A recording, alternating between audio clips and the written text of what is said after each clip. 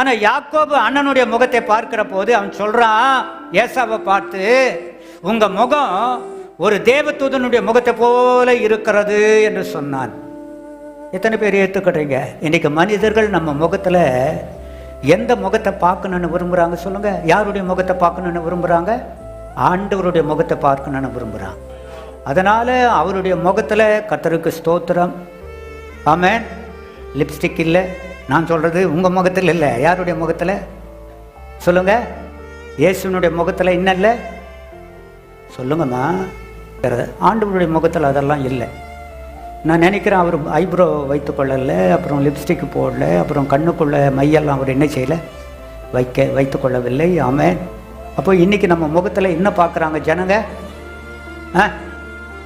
ஆண்டவராகிய இயேசு கிறிஸ்துவினுடைய தூதனுடைய முகத்தை பார்க்கிறார்கள். அந்த முகத்தை நம்ம வெளிப்படுத்த ஆண்டவர் நமக்கு அனுக்கிரகம் பண்ணுவாராக.